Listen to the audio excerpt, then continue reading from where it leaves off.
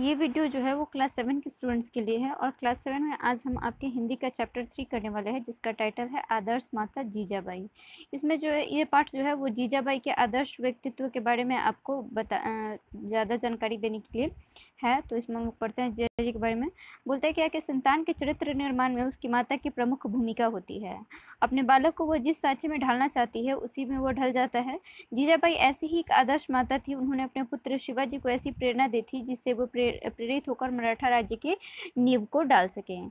जीजाबाई देवगिरी की यादव लखुजी जाधवराव जी की पुत्री थी। जाधवराव अहमदनगर के निजाम शाह के दरबार में प्रभावशाली सरदार थे और उनके अधिकार में जो थे आपके 10,000 सवार थे जिनके खर्च के लिए पर्याप्त जागीर मिली हुई थी।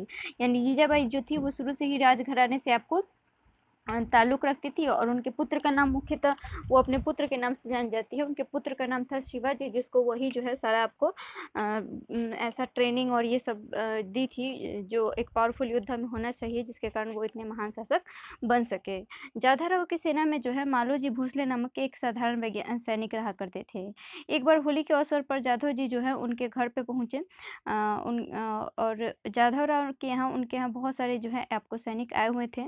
मालोजी के साथ उनका 5 वर्ष का पुत्र शाहजी था जो कि बहुत ही सुंदर था। जाधवराव ने इस बालक को बड़े प्रेम से अपने गोद में बैठा लिया और उसी समय उनकी 3 वर्ष की पुत्री जो जीजाबाई थी वो वहां पर आ गई। उन्होंने उसको भी गोद में ले लिया। दोनों बालक वहां रखा हुआ अबीर गुलाल उठाकर एक दूसरे पर लगाने लगे और जाधव जी जो है वो बालकों की इस आपको खेल को देखकर जो है बहुत खुश हुए। उनके मुंह से निकला कि ये जोड़ी कितनी सुंदर है। जाधवराव ने जो है यह बात हंसी में कही थी, लेकिन जो है जब वे उठकर खड़े हो गए और बोले आप सभी लोग साक्षी है, आज जो है मालव जी हमारे समधी हो गए। मतलब कि वो वहीं पर अपने पुत्री का विवाह जो है तय कर दिए। उत्सव समाप्त होने के बाद जाधवराव ने अपनी पत्नी को यह बात सुनाई तो वो क्रोध में अपने पति से बोली कि इस एक ठो से साधारण सिपाही के पुत्र से आप मेरी पुत्री का विवाह कर रहे हैं। तो दूसरे दिन जो है जाधवराव ने मालो जी को नौकरी से निकाल दिया और मालो जी जो है अपने गाँव लौट आए और खेती करने लगे। कालांतर में मालोजी धनी और संपन्न हो गए, मतलब समय बीतने के साथ साथ। और इस संबंध में जो है एक कथा काफ़ी ज़्यादा प्रसिद्ध है। एक दिन मालोजी जो है एक बहुत बड़े सांप को देखते हैं बिल से बाहर आते हुए और थोड़ी देर बाद जो है फिर उसी में घुसते हुए देखते हैं। उन्होंने सुना था कि सांप जो है ज़मीन में गड़े हुए धन की रक्षा करते हैं, इसीलिए जो है वो उस बिल को खोदने लगे। जब उसमें उन्हें स्वर्ण मुद्राओं से भरी हुई 7 लोहे की कड़ाहियाँ मिली और इस धन से उन्होंने बहुत से तालाब कुएं बनवाए और मंदिर वगैरह का जीर्णोद्धार करवाएं। थोड़े ही दिनों में मालो जी की ख्याति इतनी ज़्यादा फैल गई कि निजाम शाह ने उन्हें अपना सेनापति बनाया और उन्हें सिवनेर, चाकर, सुपा और जैसे आपके क्षेत्रों की जागीर दे दी। अब निजाम शाह के कहने पर जाधवराव ने जो है अपनी पुत्री जीजाबाई का विवाह मालो जी के पुत्र शाहजी भोसले के साथ कर दिया और इस विवाह में जो है निजाम शाह भी उपस्थित रहे थे। इस समय मराठों की स्थिति जो थी वो काफ़ी ज़्यादा शोचनीय थी। भाड़े के सिपाही थे उन्हें भी जो है कभी भी दिल्ली के मुगल सम्राट की ओर से दक्षिण और कभी भी जो है दक्षिण के मुसलमान बादशाहों से लड़ना होता था। मतलब लगातार लड़ाई में उनका समय बीत रहा था। निजाम शाह सुल्तान द्वारा धोखे से जीजाबाई के पिता और भाई का वध भी कर दिया, जिससे जो है जीजाबाई बहुत ज़्यादा दुखी थी और उन दिनों जो है वो सिवनेर के दुर्ग में रहा करती थी। उन्होंने दुर्ग की अधिष्ठात्री शिवाई देवी से प्रार्थना की, जो आपको इष्ट देवी होती है ना, उनकी वो थी शिवाई देवी। तो उनसे जो है वो प्रार्थना की और बोली कि हमको एक ऐसा आप वीर पुत्र प्राप्त होने का आशीर्वाद दीजिए जो मराठा में क्या कर सके, स्वतंत्र मराठा साम्राज्य की स्थापना कर सके। 10 अप्रैल 1627 ईस्वी को जीजाबाई को जो है एक पुत्र रत्न जन्म हुआ जिनका नाम उन्होंने शिवाजी रखा, शिवाई देवी के ही नाम पर। और यही बालक जो है आगे चलकर आप लोग छत्रपति शिवाजी के नाम से सुनते हो ना, तो वो विख्यात हुए। माता जीजाबाई ने जो है बहुत ही प्रेम से शिवाजी को अपने पूर्वजों के शौर्य और देश के प्राचीन वैभव की कहानियां सुनाई और उनके हृदय में जो है साहस, वीरता और महत्वाकांक्षा की भावना जो है वो शुरू से भरती रही। रामायण और महाभारत की कहानियां भी जो है शिवाजी बड़े चाव से सुना करते थे और इसके कारण जो है आपको कथा पुराण सुनने, देवताओं में आस्था रखने के प्रति जो है जो उनकी आस्था का जो भावना था वो शुरू से ही रहा। इस तरीके से माता जो जीजाबाई थी वो उनको शिक्षा दिया करती थी धर्मनिष्ठ राष्ट्र का मातृभक्त बनने का, महत्वाकांक्षी वीर युवक बनने का। जब शिवाजी जो है आपको 12 साल के थे तो उनके पिताजी शाहजी और उनकी माता जीजाबाई ने जीजाबाई को बीजापुर दोनों मतलब माँ बेटे को ले गए उनके पिताजी। वहाँ वे सुल्तान के मुख्यमंत्री थे और उस समय तक जीजाबाई की शिक्षा का बालक शिवाजी पर इतना प्रभाव तो पड़ चुका था कि उन्हें बीजापुर का दरबारी जीवन पसंद नहीं आया। उन्हें अपने पिता का बीजापुर के सुल्तान को झुककर सलाम करना भी अच्छा नहीं लगता था। जब उनके पिताजी जो है सुल्तान को सलाम करते थे, वो जीजाबाई से दरबार में आकर बातें करते थे और अपने पिता की जो है वो आलोचना किया करते थे कि ये सही नहीं है। और जीजाबाई भी जो है वो कहती थी कि आपका इनका विचार मतलब स्वतंत्र है, तो वो भी उसको सराहती थी और कहती थी कि आप जो है अपना अलग राज्य क्या कर सकते हो, स्थापित कर सके हो, जिससे कि आप आत्मसम्मान से रह सको। शाहजी ने देखा कि बालक शिवाजी को दरबारी जीवन पसंद नहीं है, तो उन्होंने जीजाबाई के साथ उनको पूना भेज दिया और पूना में रहकर शिवाजी जो है अपना स्वतंत्र जीवन बिताने लगे और अपनी माता से जो है जागीर प्रबंध की शिक्षा को प्राप्त करने लगे। माता जीजाबाई से प्रेरणा के माता जीजाबाई की प्रेरणा से शिवाजी जो है आपको छोटे-छोटे किले जीतने लगे धीरे-धीरे करके, स्वतंत्र महाराष्ट्र राज्य की स्थापना करने वो शुरू कर दिए थे और इससे जो है उनका ख्याति भी काफ़ी ज़्यादा फैल गया था, काफ़ी वो पॉपुलर हो रहे थे, आस-पास के शासक उनसे डरने भी लगे थे। एक बार जीजाबाई जो है वो शतरंज के खेल में शिवाजी को हरा दी। शिवाजी जो है अपनी पराजय स्वीकार करते हैं और कहते हैं कि माँ आप इस जीत के लिए मुझसे कुछ भी माँग लीजिए। तो माँ बोली कि अगर तुम देना चाहते हो तो सिंहगढ़ का दुर्ग दे दो। सिंहगढ़ का जो पहाड़ी दुर्ग था वो मुगलों के हाथ में था उस समय और लोग कहते थे कि वो अजय है, मतलब उसको जीता नहीं जा सकता है।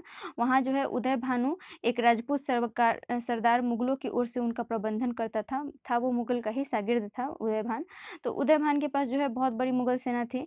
शिवाजी को इस बात का अच्छे से पता था, अतः उन्होंने जो है अपने मित्र जो उनके मित्र का उनका नाम था तानाजी मालसुरे, उनके पास संदेश भेजा कि माता जीजाबाई जो है तुरंत बुला रही है।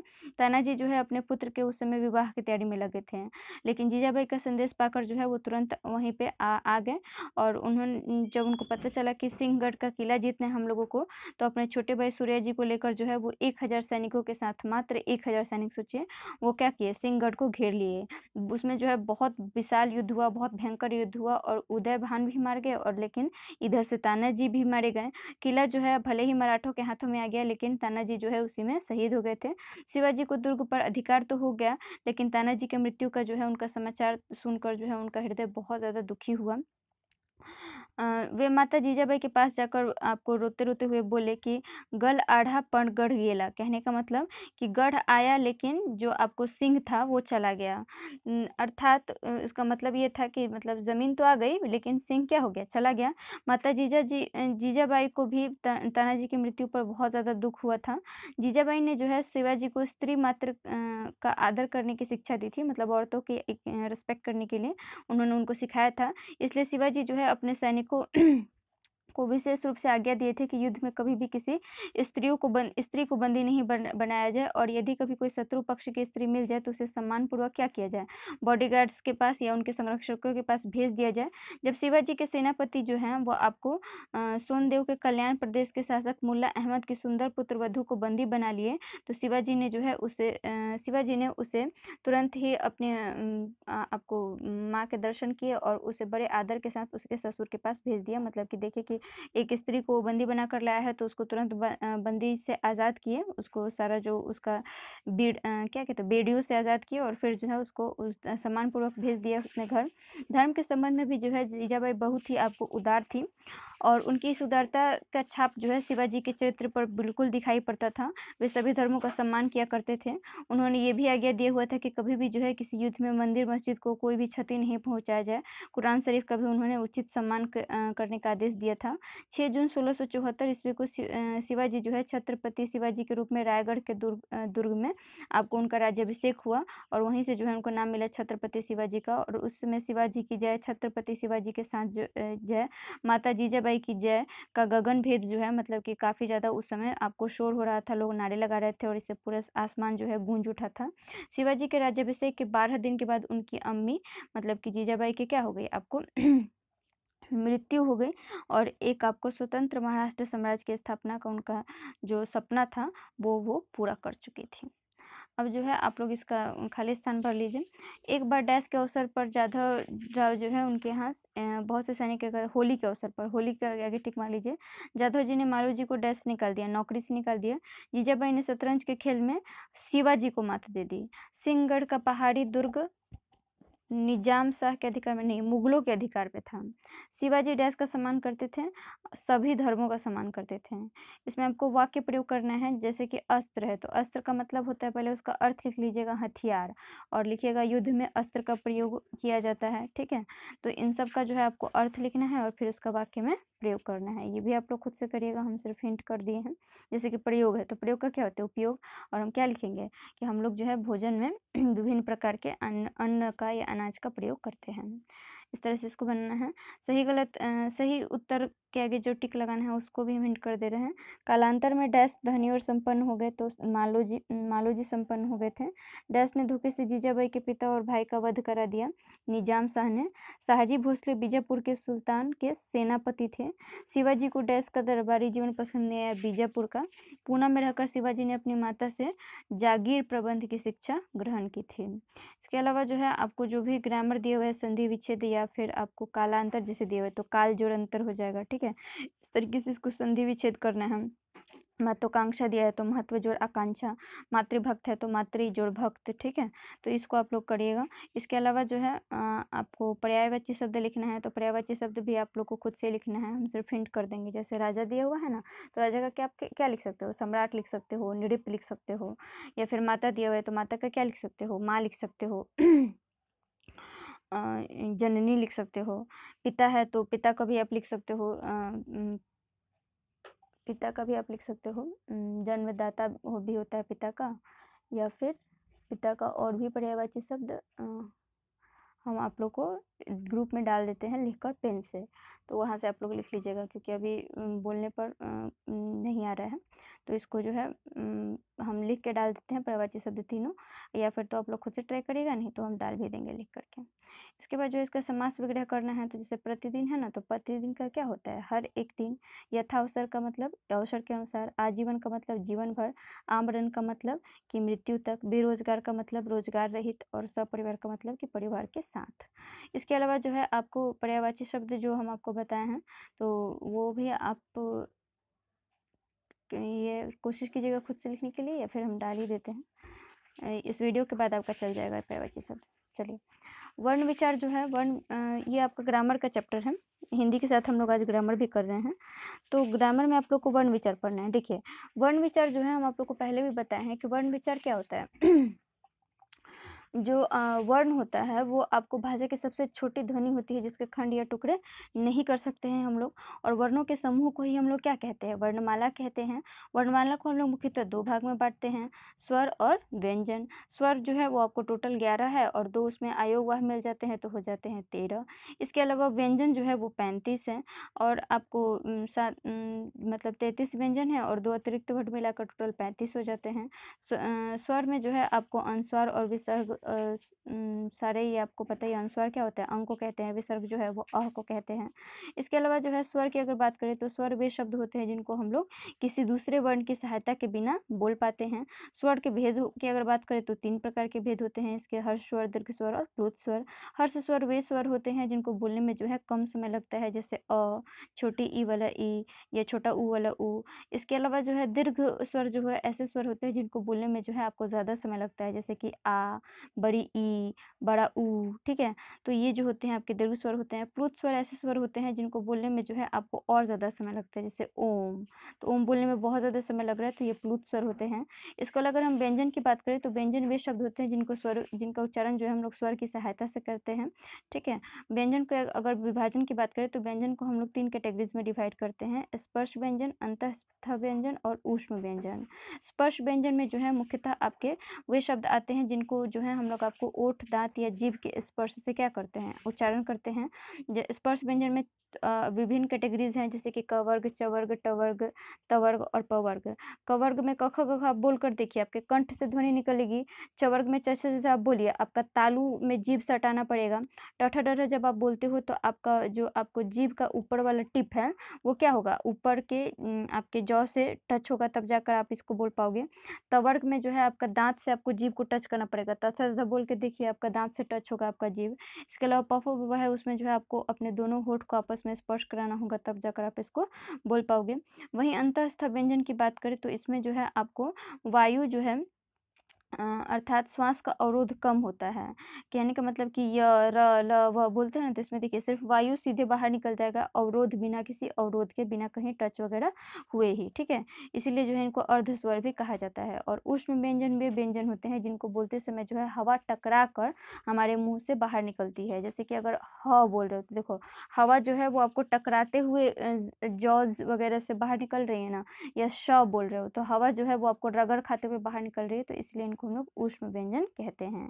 इसके बाद होते हैं संयुक्त व्यंजन। संयुक्त व्यंजन ऐसे व्यंजन होते हैं जो आपके दो व्यंजनों के मिलने से बनते हैं। जैसे कि आपको त, हलंत और र मिलकर क्या बनता है, त्र बनता है, तो इनको हम लोग संयुक्त व्यंजन कहते हैं। इसको द्वित्व व्यंजन होता है, जो दो भिन्न व्यंजनों के मिलने से बनता है संयुक्त व्यंजन, और दो सेम व्यंजनों के मिलने से बनता है द्वित्व व्यंजन। जैसे कि ये आधा न और पूरा न, कुत्ता में जैसे आप आधा त और पूरा त लिखते हो, तो वो आपको द्वित्व व्यंजन हो गया, ठीक है। अब हम लोग बात करते हैं अयोगवाह की। अयोगवाह में 3 आते हैं, अनुस्वार, चंद्र बिंदु, और जिसको हम लोग अनुनासिक कहते हैं, और विसर्ग, ठीक है। अनुस्वार जो होता है वो ऊपर बिंदु वाला होता है, जैसे कंगन, चंचल, टंकन, पत्र, तंत्र, संग, हंस, ठीक है, जंग, ये सब। अनुनासिक में जो है चंद्र बिंदु वाले शब्द आते हैं, जैसे कि आपको हो गया चांद, आंख, गांव, हाथी नहीं सॉरी खांसी, ये सब आते हैं। अनुस्वार या फिर अनुनासिक में अंतर क्या है, तो अनुस्वार जो होता है वो आपको ऊपर सिर्फ एक बिंदु होता है। अनुनासिक जो है हम लोग क्या करते हैं, चंद्रमा जैसा आकृति बनाते हैं, और विसर्ग में जो है साइड में 2 बिंदु दिया जाता है, जैसे अतः, प्रायः, ठीक है, क्रमशः, स्नेह, स्नेह, ये सब विसर्ग में आते हैं। इसके अलावा जो है आपको आता है आगत वर्ण। ये जो है आपको अरबी भाषा, फारसी या फिर अंग्रेजी भाषाओं के कुछ शब्द हैं, जैसे कि नीचे आप देखिएगा एक ठो बिंदु किसी किसी वर्ण के आगे दिया रहता है, वो होता है आगत वर्ण। जैसे कि हम लोग जो है ना उसका उच्चारण खैर, गज़ल, ठीक है, ज़ोर, ज़ेब्रा, फ़ौरन ऐसे करके करते हैं। तो ये जो होते हैं आपको इनकी ध्वनि का इनके उच्चारण का स्थान भी अलग-अलग होता है। तो ये भी आप लोग एक बार पढ़ लीजिएगा कि किसका उच्चारण कहाँ से होता है। यहाँ पर देखिए दिया हुआ है ना, जैसे अ है, आ है, ह है, या फिर क वर्ग के जितने भी वर्ण हैं उनका उच्चारण हम लोग कंठ से करते हैं। तो इसको आप लोग को एक बार रीड कर लेना है। इसके बाद जो है आपको उच्चारण के आधार पर व्यंजन का 2 कैटेगरीज में डिवाइड किया गया है। पहला है अल्प प्राण और दूसरा है महाप्राण। अल्प प्राण जो होता है उसमें आपको श्वास कम मात्रा में बाहर निकलता है, ठीक है। जैसे कि अगर हम क बोल रहे हैं, ठीक है, क, ग, ठीक, च, ज, तो कम मात्रा में वायु बाहर निकल रहा है तो वो अल्प प्राण हो गया। और ज़्यादा मात्रा में जब वायु निकलता है, जैसे मान लीजिए कि हम बोले ख, तो ख में ज़्यादा मात्रा में वायु बाहर निकल रहा है, तो ज़्यादा मात्रा में जब हवा बाहर निकल रहा है तो वो महाप्राण व्यंजन हो जाएगा, ठीक है। अब इसका एक्सरसाइज आप लोग कर लीजिए। इसको आपको शुद्ध करके लिखना है, ये आप लोग को खुद से करना है। जैसे प्रभु दिया हुआ है तो इसमें बड़ा ऊ का मात्रा लगा हुआ है, छोटा ऊ का मात्रा लगाइएगा। आवश्यकता काता दे दिया है तो काता को क्या करिएगा, कता कर दीजिएगा, पाई हटा दीजिएगा। प्राण दिया हुआ है तो इसमें बड़ा वाला अड़ा वाला ना लगाइएगा। कपड़न दिया हुआ है, ठीक है, तो इसका क्या हो जाएगा कंपन हो जाएगा, ऊपर बिंदु लगाकर ये हटा दीजिएगा। बुलाना में छोटा ऊ का मात्रा है। संसार में ये जो आपको न दिया हुआ है उसको ऊपर बिंदु हटाकर उस ऊपर बिंदु देना है स के आगे। ऊंचा में जो है चंद्र बिंदु लगाना है। हिंसा नहीं होता है, न हटाकर क्या कीजिएगा, ऊपर सिर्फ एक बिंदु दे दीजिएगा, वो हिंसा सही होगा। मधु में जो है छोटा ऊ का मात्रा लगाइएगा, वो हो जाएगा आपको। इसके अलावा जो है 3-3 शब्द 2-2 शब्द बनाकर लिखना है। जैसे छ है तो छ से आप क्या बना सकते हो, क्षत्रिय बना सकते हो, ठीक है, क्षमा बना सकते हो। श्र है तो श्र से श्रमिक बना सकते हो, श्रम बना सकते हो। त्र है तो त्र से त्रिशूल बना सकते हो, तृप्ति बना सकते हो। इस तरह से जो है आपको वर्ड्स सोच कर लिखने हैं इसमें, और वर्णों को जोड़कर शब्द बनाना है। जैसे कि आपको पहले वाले से क्या बना सकते हो, क, रि, श, अ, क, कृषक बना सकते हो। इसके अलावा जो है प, र, अ, का प्रकाश बना सकते हो। इसके अलावा जो है ध है, अ है, फिर र है, फिर म है और अ है, तो इसमें आप धर्म लिख सकते हो। फिर र है, आ है, क, ए, श, ए है, ठीक है, तो इसमें आप राकेश लिख सकते हो। इसके अलावा जो है इसे भी आपको 2-2 शब्द बनाए, जैसे कि 2 ठो क दिए हुए, एक पूरा एक आधा, तो इसे आप क्या बना सकते हो, मक्का, मक्का में 2 ठो लगता है ना। इसके अलावा और भी सोच के आप एक और वर्ड लिख लो। इसके अलावा जो है च दिए हुए तो च बच्चा में लगता है, चम्मच में लगता है, ठीक है। 2 छोटा दिया हुआ लट्टू में लगता है। इस तरीके से जो है आपको इन सब से वर्ड्स सोच-सोच कर लिखने हैं। इसके अलावा जो है आपको यहाँ पर बताना है कि कौन-कौन से वर्ण आते हैं। जैसे क वर्ग में, तो क वर्ग में क, ख, ग, घ लिख लीजिएगा ङ तक। च वर्ग में च, छ, झ लिख दीजिएगा इ तक। ट वर्ग में ट, ठ, ड, ढ और ड़। त वर्ग में त, थ, द, ध और न। और प वर्ग में प, फ, ब, भ और म। तो ये सारा जो है आपको खुद से करना है। चलिए, रहने देते हैं आज के लिए इतना ही। इस चैप्टर को आप लोग बार-बार रीडिंग कीजिएगा और एक्सरसाइज हिंदी और हिंदी ग्रामर दोनों का बनाइएगा। Thank you very much.